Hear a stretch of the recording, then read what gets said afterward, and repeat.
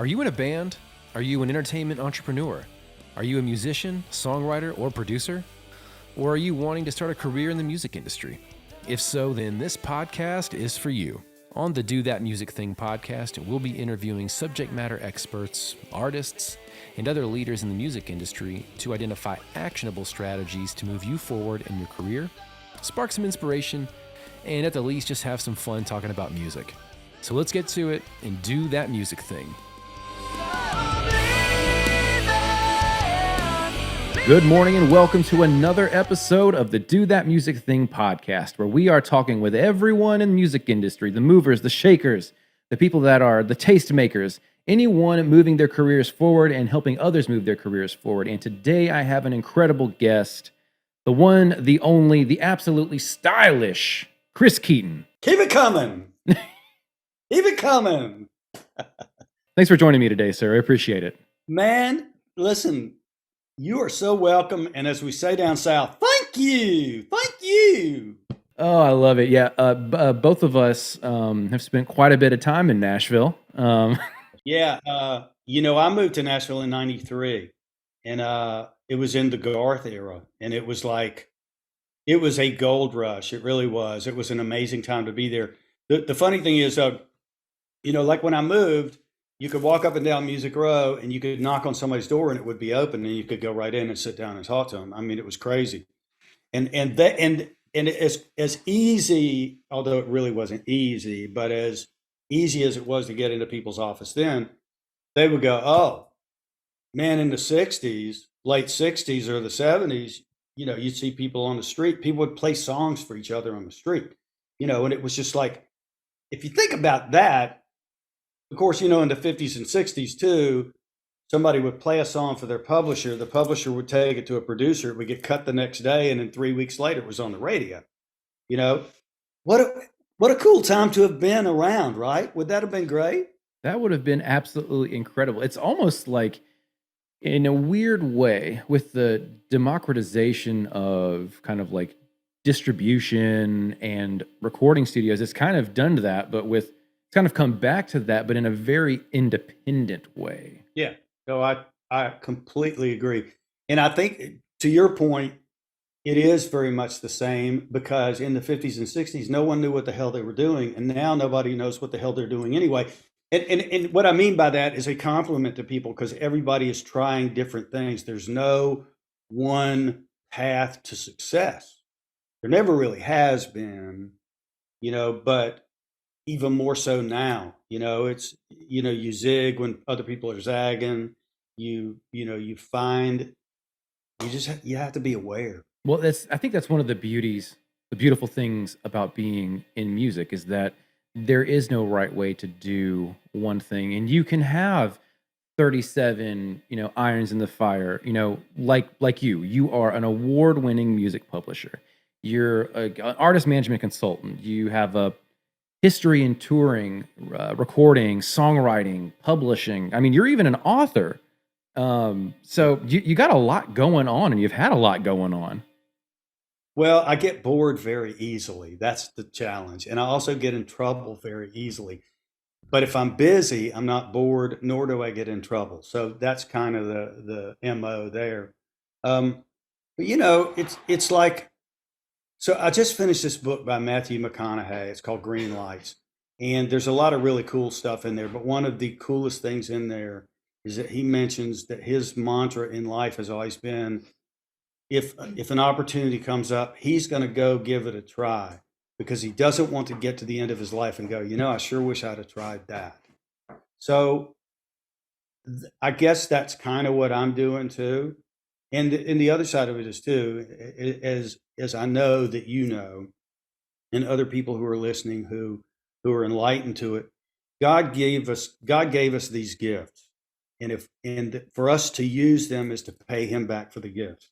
And if we don't use them, we're ignoring Him at our own peril. So that's what I'm saying. Well, all of these things that you've done and that you're continuing to do, I want to start back at the beginning. I want to find out what your journey is and what brought you to where you are today. So let's go as far back as you want to go, and Okay. let's just walk through time together. Okay. All right, we're going to hold hands and skip down the calendar. Here we go. Okay, February 9th, 1964. The Beatles were on Ed Sullivan. My brother and I were sitting in the floor at my grandmother's house in the living room watching a black and white TV. They came on. We're going crazy. My grandmother walks past us behind us and looks at the TV and says, "They look like a bunch of monkeys." And I'm like, "Yes, ma'am, but aren't they cool?" And she just kind of went harumph and walked on past.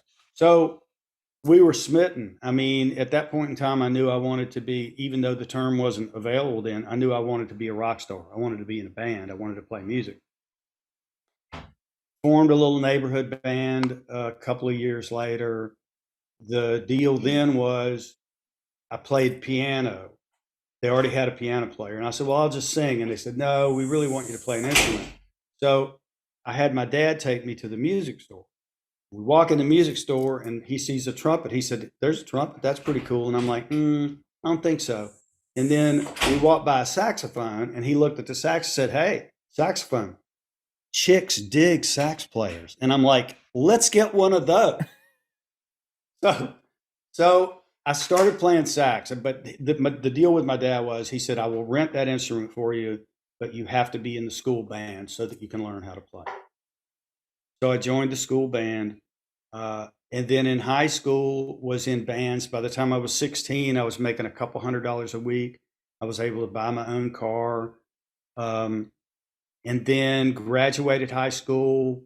Went to college for a year in Richmond, Virginia, Virginia Commonwealth University. Because they had an applied music program. No music business programs existed back then. This was again in the 70s. I went to school for a year, then had the opportunity to go on the road with a guy named Gary U.S. Bonds. He had three big hits in the early 60s, and every hit song had a sax solo. So in my mind, I'm thinking, "Hey, cool, I get on stage with him. I'll get nearly as much spotlight." We go on the road. A couple months into the gig, we get the opportunity to open for Frankie Valli and the Four Seasons. So now we go from playing, 500 seat theaters to 3,500 seat theaters.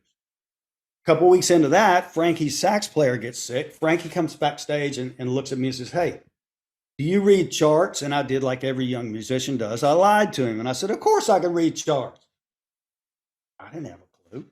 He said, "Well, great. Our sax player has had to go home. He's sick. He's sick. Do you want to sit in tonight?" And I was like, "Okay, sure." I just kind of followed along and made my way through it. And then he hired me, so I did doubles for the rest of the tour. 19 years old, and it was like coolest thing ever. Then I played in regional bands in Virginia, North Carolina, toured the country, toured parts of the world. Actually, spent a month in Saudi Arabia. That's a whole other rabbit hole full of stories. And then I was in a beach music band in the southeastern part of the U.S. And through that band, I got inducted into the North Carolina Music Hall of Fame, which was like one of the most amazing things ever. Moved to Nashville in the 90s to be in the business. Actually, when I went, I thought, I'm going to move down there and be a record company president. The only problem was I figured out when I got there, those jobs had been taken already.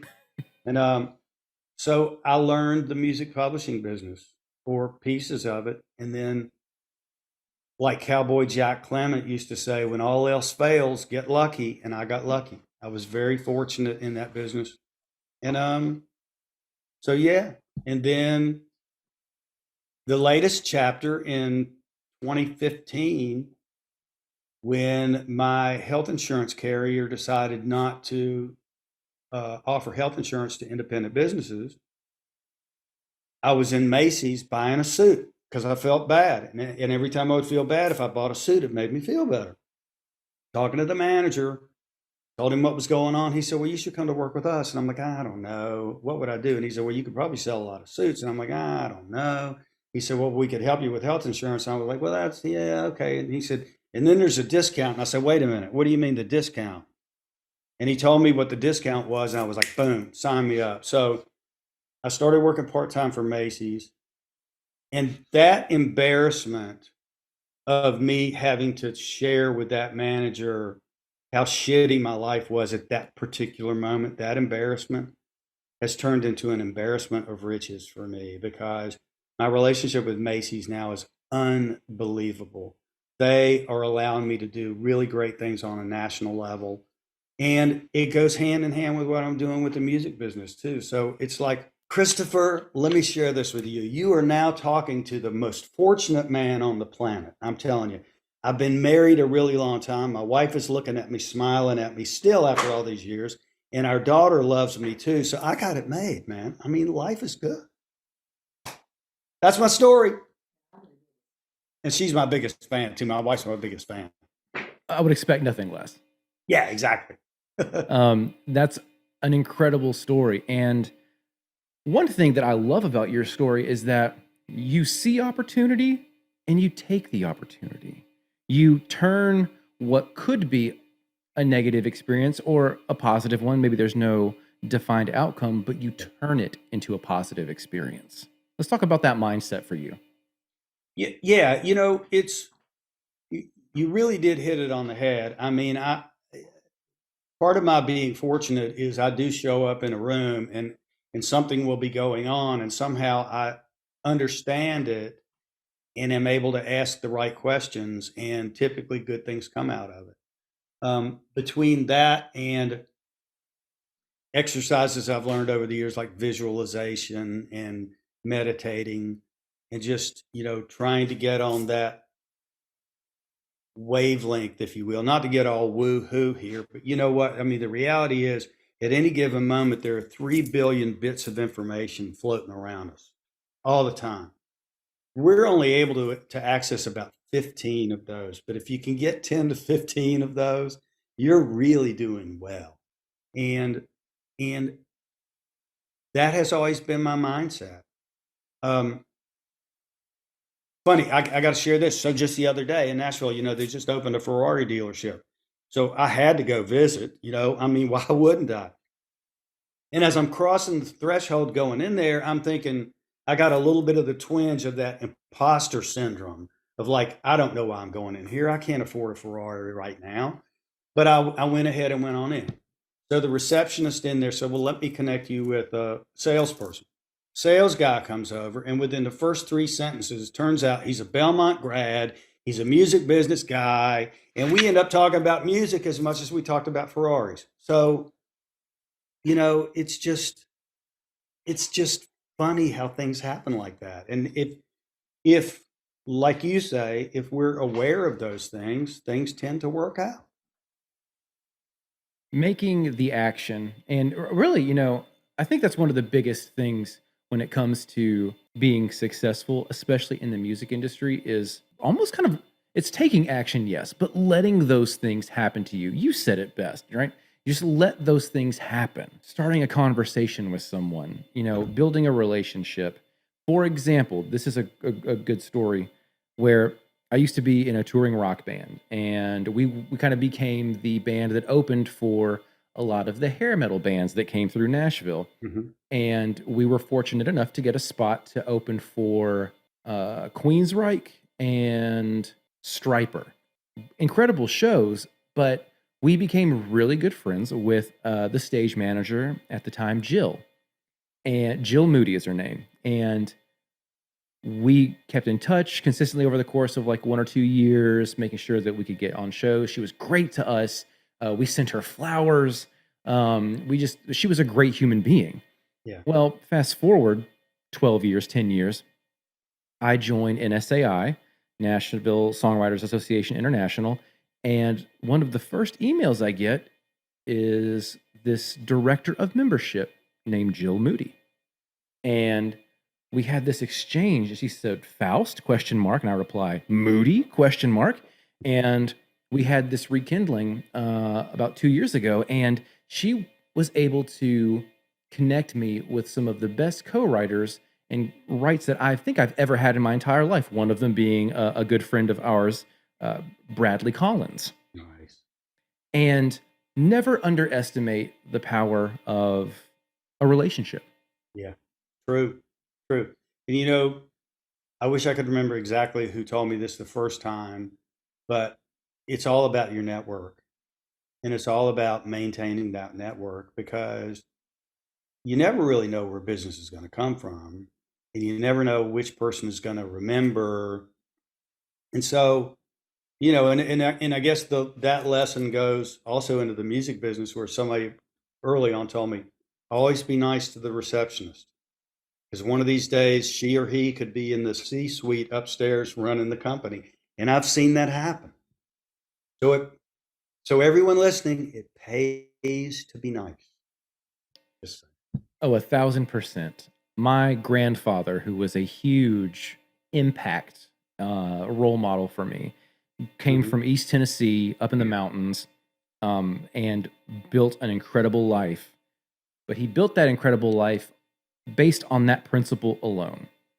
He said, you know, if you're going to be nice to someone, be nice to the people, the receptionists, the Yeah. janitors, they're the ones that are on the ground floor. They're the ones doing the work. They're the ones that know where everything is, and they're the ones with the most opportunity to grow. Like, don't be inauthentic. Be nice. Yeah. It's an incredible thing. You know what it really is, and your grandfather really said it best. I mean, those are rules to live by. And if you can go through life doing that, you win. It's really that simple.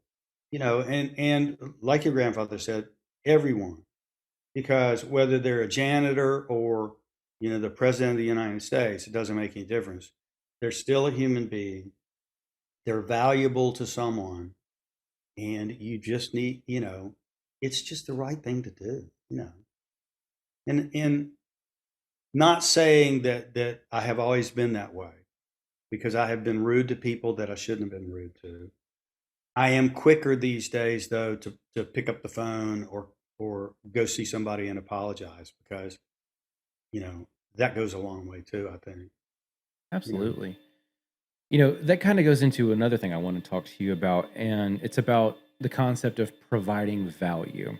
I Hmm. think that when you are a songwriter, or when you are, you know, uh, an up and coming manager or executive, one of the best things that I think you can do in a room is provide value, and that can mean a lot of different things. For example, I have a background in digital marketing.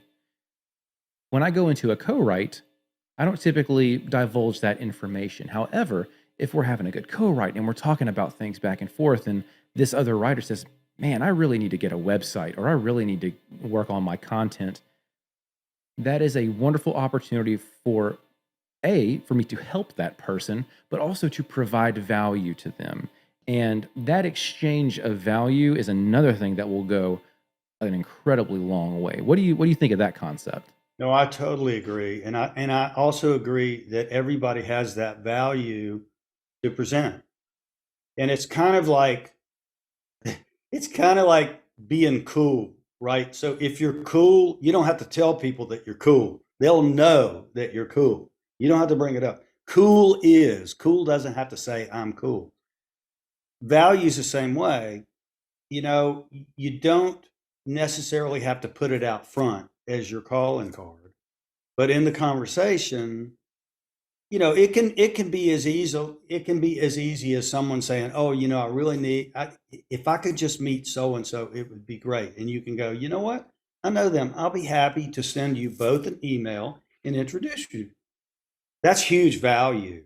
You know, you're not saying, "I can open this door for you and I can get shit done for you." That's not what you're saying. You're just saying, "This is what I can do. This will bring value to you." I think it's enormous. I am where I am today because people did that for me all along the way. And it's funny though, too, I guess, the punchline to it is you never you never stop to think how valuable you can be to somebody. It just kind of organically happens. And that's when it's a beautiful thing for sure. That is when the magic happens. Absolutely. Yeah. Well, let's talk about what are you doing? What are you doing now? What's the big thing? I know that you are an author, and you've written the incredibly impressive "The Seven Stupid Mistakes People Make Trying to Get into the Music Industry," which if we have another conversation, I want to go over those 7 things. But what are you doing now? What is your prize project? I've actually got a few. So, uh, oddly enough, my relationship with Macy's, I am considered with them. My job is I am a celebrations consultant and a style expert. They call me a style expert. I don't really refer to it as that, but I guess I kind of am, you know. But anyway, so that's fun because it's totally uncharted territory. Um, the other thing that's fun is I am working with 4 or 5 different clients who are emerging artists, and I'm getting to kind of live vicariously through them. I'm also able to add value to them by, when a situation comes up for them, they ask me about it, and I can tell them. I don't really necessarily tell them what to do, but I tell them what happened with me when I was facing that kind of opportunity. And whether it went good or bad for me, it brings value to them because then they can make a valid judgment on what they want to do. The other thing that's really fun is that I'm doing is I have fallen in love with the piano again. For about 10 years, I used to walk by my grand piano in the house and I would never even stop, never sit down. One day I walked past it and I heard it talking to me and it said, "You need to sit down." And so now I play every day and that's really fun. Also, 30 years ago, before I moved to Nashville, I was playing in bands pretty much full time. Well, recently, a band that I was in Virginia, which still plays about 15 dates a year, reached out to me because their lead singer was sick. And the band leader said, "Well, I know you're spending some time up here. How would you feel about playing?" I said, "Well, I don't see how it could possibly go wrong. I've only done it twice in the last 30 years. What could possibly go wrong?" So he said, "No worries. We got the lyrics, everything." So I am actually playing in a band about once a month, which is it's just so much fun. And, I got to say this, and I know that you know this because you did this, and I'm sure that you were aware of this too. When you're playing a gig, you got so much going on in your mind you don't stop to think about the real thing that's happening. And the real thing that's happening is the exchange from you to the audience. You are giving joy to the audience. How cool is that? I mean, whatever you're doing on stage, if it's entertaining somebody, you are bringing joy into somebody's life. That's mind blowing to me. And so, yeah, those are I guess, the top 3 or 4 things that are fun in my life right now. Yeah, there is really nothing that compares, in my opinion, to that feeling. Yeah. I have 2 daughters now. I have a 6-year-old and a 2-year-old, Hmm. and they are absolutely incredible. And easily as me just picking up the guitar and just playing here, and then them running around the corner and just peeking their heads around and looking and smiling. Even even that type of engagement. But when you go to a gig and you get to just make people smile, it's hard to beat. I, I completely agree. Well, let's talk about songwriters and artists. We have a lot of songwriters and artists who listen to this podcast and who reach out Yeah. to me. And I want to talk about the work that you do with them specifically. Let's talk Okay. about, what services do you provide those folks, and how are you providing value to those people? A couple of ways, and I appreciate you asking and appreciate you letting me talk about that. So I work as a consultant and a song plugger with independent songwriters who don't have access. Typically, the large portion of my clients do not live in Nashville. And as you well know, it's nearly impossible for a songwriter outside of town to get somebody in A&R or a producer or a manager or an artist to listen to a song. So going back to the network that we've built over the years, I have built a network where I know artists, managers, producers, label people, tour managers, bus drivers, even whatever it takes. And so I have clients all over the country, actually all over the world, who hire me as a song plugger. And they'll send me their music, and if I feel like there is a market for it, they can hire me, and I pitch those songs. In addition to that, I also offer them like a song, like a music publisher does. Before they go and spend $500 or $600 on a demo, I let them play me the song. We go through a critiquing process. I let them know whether I think it's worthy for them to A, go ahead and do a full blown demo, or B, just do a guitar vocal, because there are situations where that will work too. So I do a whole lot of that. I work with some lyricists. I work with songwriters who are actually producers as well. Um, and again, the biggest thing that I'm able to bring to them is I got two ears and one mouth, and I try to use them accordingly. I try to listen more than I talk to them. And so far so good. I've been very fortunate and have been able to work with some great clients and get some great songs cut. So that's an incredibly important service. And I don't think a lot of songwriters, especially new, green songwriters, understand song plugging. That's something that isn't typically talked about a lot, but it's an incredibly vital piece of the songwriting music industry puzzle. So Yeah. let's go over that one more time. Explain to our audience, what is a song plugger and what do they do? Okay. It's really easy, but before I get there, I do want to say it this way too, and I know that you know that because I've heard you talk about this. It's so interesting and really mind-boggling that somebody will spend all their money on doing a demo and not think about the fact of what they're going to do with it afterwards. And 9 times out of 10, it ends up in the top drawer or the bottom drawer of the desk, stays there. Well, guess what? That's not doing anybody any good. Okay. But so what I always tell writers is don't forget that you need to have a marketing budget. And a marketing budget in the song market is to have a song plugger who is essentially, it used to be called a middleman. Well, middleman didn't always have the best connotation, because advertisers will go, you can cut out the middleman. Here we go, direct to the consumer. So I don't tell people anymore that I'm a middleman. I tell people I am a connector. In fact, I tell people I am the connector. Malcolm Gladwell wrote a book a few years back called The Tipping Point. And he talks about different classes of people, mavens, connectors, and they are people who know a lot of people within a certain industry. And they're in the habit of introducing people within that industry. That's what I do. I take songs from Reg Houston, who lives in the Northern California, and I get them in front of people in Nashville. Chances are he would never be able to do that. And and I work with Mike Greenlee in New York City, same thing. And I was fortunate enough with him that through my network and my connections, Mike Greenlee got to write the lyrics to the new state song for the state of Virginia. So for the rest of his life and beyond, he is the author of that song. And, that's pretty cool stuff. And again, it was because he's here, the target's over here, I'm in the middle, and I can help. So that's essentially what a song plugger does. Well, it's an incredibly vital piece of the puzzle. And, I think that we have really kind of come full circle with the importance of making connections and building your network. I Clearly. agree.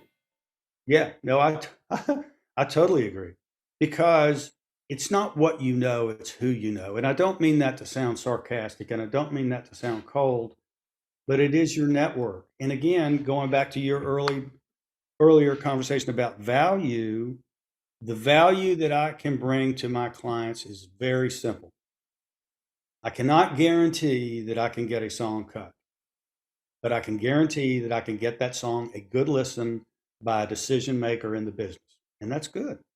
The majority of my musical background is in rock music, so it's a little different. There's not so much of a songwriter publisher,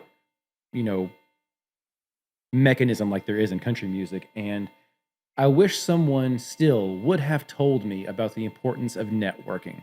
We just went out there and just pumped it. We're just playing anywhere, doing anything, but we were so concerned with getting to the gig, playing the show, and then getting to the next gig. We didn't Yeah. have that mentality of maybe we should probably go talk to the agent. Maybe we should go build a relationship with this bar manager. Maybe we should invest in, building out an additional day to go maybe meet with some radio folks. I mean, we made those mistakes early on, and I can completely attest to the importance of networking and building that network, or working with people like yourself who have that network. It's invaluable. Well, thank you for that, and I appreciate that. But I will tell you, you did get that message. You maybe didn't get it early enough, and same with me. I mean, I wish I had known this whole enlightenment thing when I was 20 years old. I didn't. I learned it over time. But with your story about Jill Moody, obviously you understood the value of a network, and the bonus to it is you never knew when that was going to come back. And then when it did, total cool moment for you. Foust, Moody, total cool moment. And I would also wager to say it was a totally cool moment for Jill Moody too, because all the good vibes that you sent to her early on, and the flowers and all that, whatever, she was able to pay you back by connecting you with people who you could write great songs with and move your career forward. That's what it's all that. In fact, if there's a great story about networking that I'm going to steal and I'm going to share with people from now on, it is the Christopher Foust, Jill Moody story, because that's perfect. It says it all. Well, please share away. I will. Well, let's talk a little bit. Let's go ahead and move into what is my personal favorite part of this show. Mhm. And it is the part where we get to talk about actionable items. And when I started this podcast, one of the primary reasons I started this podcast was I was listening to a lot of music business podcasts, video blogs, and it was a lot of motivation, a lot of inspiration, which is important. Don't get me wrong. But there wasn't a lot of actionable content. There wasn't a lot of like, hey, go try this, go do this. Now, that's not giving away anyone's secret sauce per se, but that's what I wanted to provide people in the music industry, or people who wanted to get into the music industry. So every guest on this show, I'll ask them to provide 3 actionable items that someone can listen to this podcast and immediately go put into play. And I would love to hear, what are Chris Keaton's 3 actionable items to move your career forward in the music industry? Okay, number 1, don't be afraid to suck. And what I mean by that is, don't be afraid to do something that is just the worst thing possible that you could do. But then the A to B to that is, the B section of that is, get back up and brush yourself off and keep moving forward. This is a business of action. You can know everything in the world. It's like there's the old joke that, how many guitar players does it take to play a great solo? You got to have 1 to play the solo and 35 to stand in the back of the room and go, I could have done that. You don't want to be, sorry, but you know what I'm saying? Those 35 guys. I do. Yeah. But so don't be one of those 35 guys. Be the guy on stage who plays through a broken string and just keeps going. Don't be afraid to suck. That's the first thing. The second thing is, don't forget that being great and talented is never enough. It just is not enough. I could name you 100 people who I've met through my career who are the most mind-blowing, face-melting musicians you have never heard of, because they go play a gig and they go home and sulk.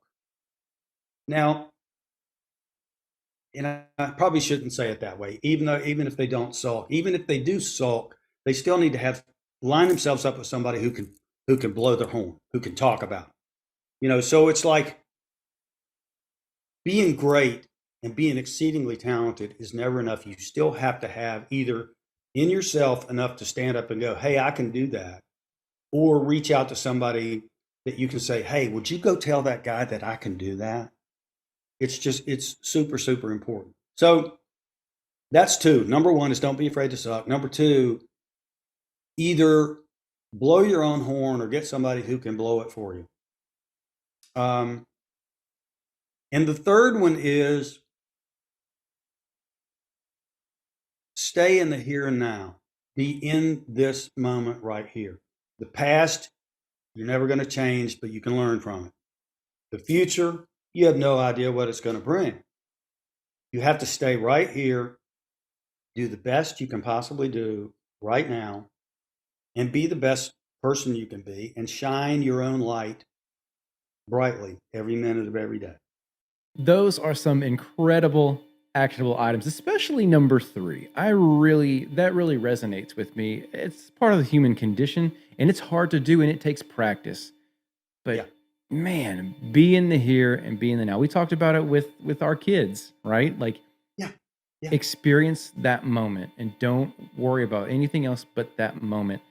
And a really great story that Bradley told me, and there's a great episode that Bradley is on. If you're a songwriter, I highly suggest you go listen to it. But Bradley talks about one of the most important things that he learned, especially when he was a music executive and not songwriting full time, is that when he would go to a show and he would talk to someone, he said it'd be really easy to get distracted about all the other people that he thinks he should talk to. But the only one that really matters is the person right there in front of him, right there, right now. I mean, that is like, and you know what? That's why Bradley has done so well. And that's why he will continue to do well. He values people, and that's exceptional. I mean, that's like really, really great. Well, Chris, thank you so much for joining us on the Do That Music Thing podcast today. Dude, you're awesome. I mean, I really appreciate this opportunity. And once again, I have to say it as we say down south, thank you. Thank you. I was going to say something else, and it was exceedingly brilliant, but it's just gone away. So maybe if you have me on another edition of the podcast, I'll come up with something even more profound to say. Well, we will definitely make that happen, Chris. Thank you so, so much. Listen, thank you, and I really appreciate it. And listen, anybody out there that wants to reach out to me, I'm very easy to find. Chris@chriskeaton.com is my email. chriskeaton.com is my website. I'm on Facebook and Instagram, but don't follow me on Instagram because it's like it's crazy stuff over there. But anyway, thank you, man. I really appreciate you. I've been talking with your devils lately. Thanks for listening to this episode of the Do That Music Thing podcast. To learn more about me, the host, Christopher Foust, you can catch me online at christopherfoust.com, on Instagram at chrisfaustmusic, or on Twitter at chrisjamesgtr. If you'd like to be a guest on the Do That Music Thing podcast, please feel free to email me at chrisfaustmusic@gmail.com. If you're a fan of the show, head on over and leave us a 5-star review. Thanks for listening. I'm Chris Foust. Let's go do that music thing.